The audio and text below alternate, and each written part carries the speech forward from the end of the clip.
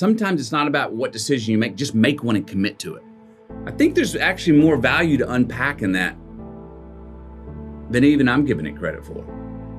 Because you measure A versus B. What do I do? What do I do? What do I do? What do I do? And as you know, boom, that window of opportunity shuts. Or you sit there and, what do I do? I'm not sure if I'm going to do this. What do I do this? A day goes by, a week goes by, a month goes by.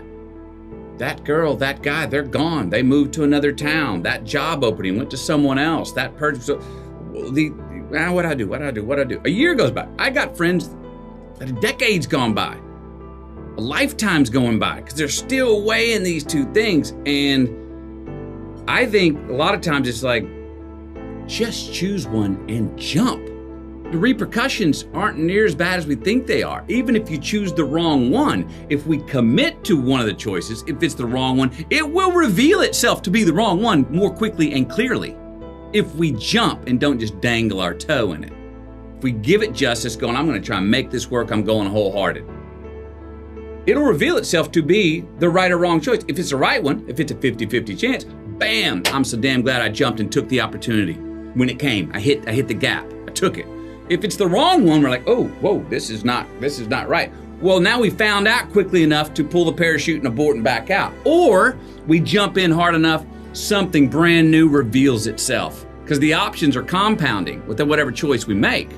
Make one and find out. And what's the big deal? That's another perspective. What's the big deal if it's a wrong choice?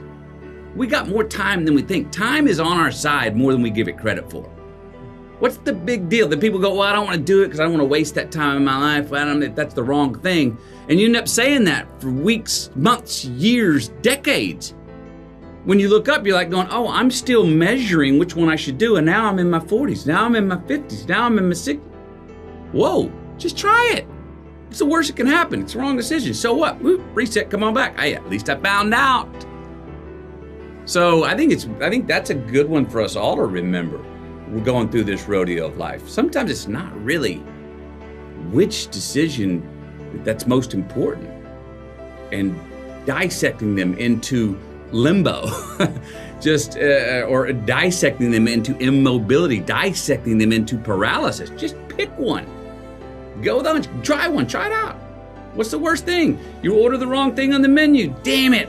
I knew I should order that other thing. Well, now you know. So next time you come back, now you eliminated one. Now you know what to order. And in my own life and around my own family, we laugh at our warts. We bring them up. We shine lights on them. Where we've been taught, don't get embarrassed about your screw-ups. Let's shine a light on them. Laugh at them and move right on and carry on. That's part of who we are, actually, preferably. And I don't think that's just for, say, me and my immediate family, who I was around. I think that's for most of us. And I think that's a good thing for us all to learn. Those things we cover up. Society tells us to cover up so much. Whatever they are, whether they're warts or demons or whatever, they're gonna come out and be revealed sometime in the future. So why not just uncover it and go, here it is, here's who I am, I'm doing the best I can, I screwed up, I failed over here, I tried this one, but it didn't work out. My bogey, sorry.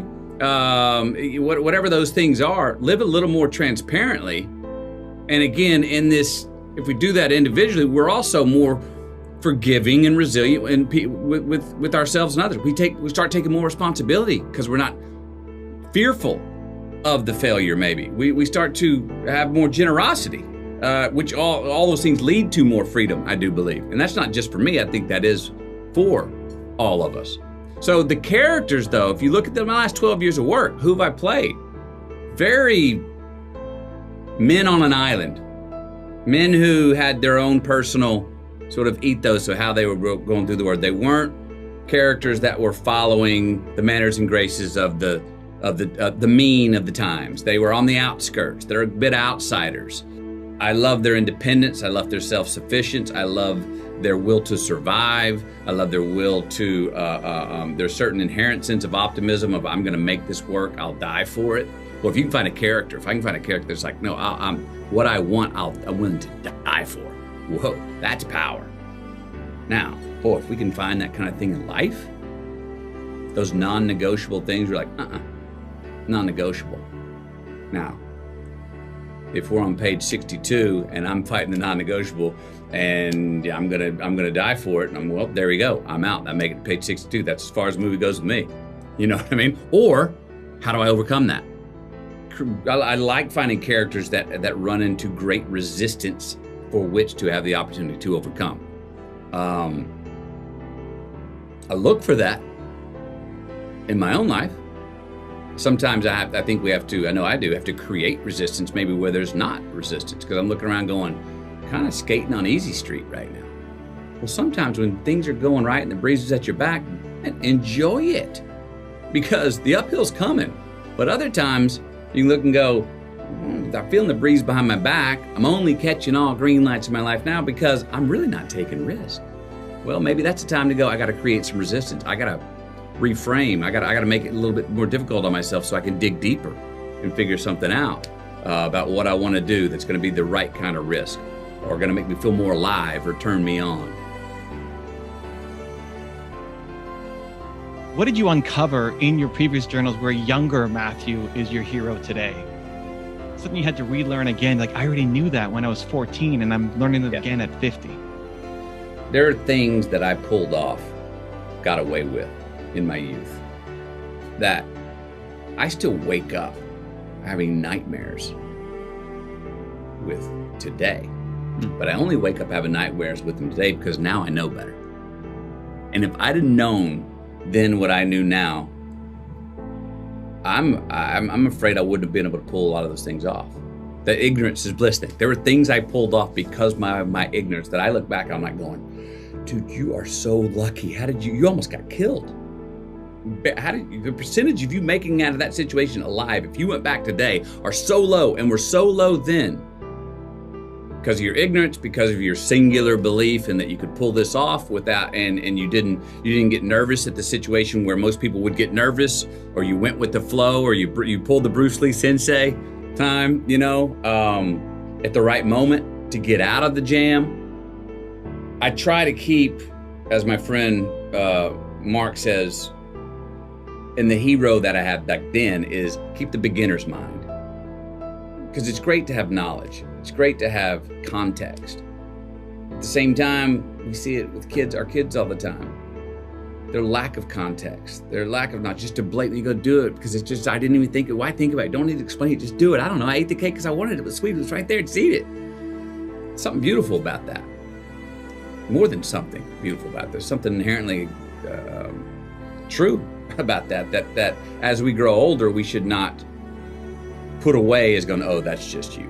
Oh, that's just back when you're youth. That's just the thrill of youth. No, we can still have those things, and that's going with full intuition and saying, like, I don't give a damn about the consequences. Let me bring this up because I do think I found a consistency in people. In the youth, you're revolutionary, right? 30s, you start to go, some of that stuff mom and dad taught me was right.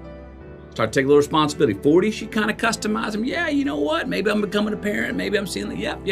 I see how I work in the world. I'm responsible for others and myself. Somewhere in the 60s, it seems like a lot of people go back to being the revolutionary.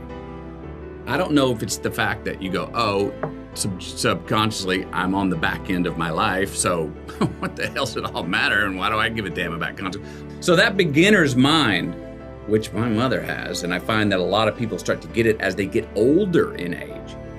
Maybe after their kids are out of the house, or after they're like, well, what does it matter? What? I'm just going to do my own thing. I'm about to die or something. Maybe that's in mind. I don't know. But there's a callback. There's a bookend. It seems to me that a lot of life bookends that people start off as that revolutionary beginner's mind. Get conscious, get aware, take responsibilities, create their life, and then all of a sudden the end go back to, what's it all matter? Let's rock. I don't care the consequences.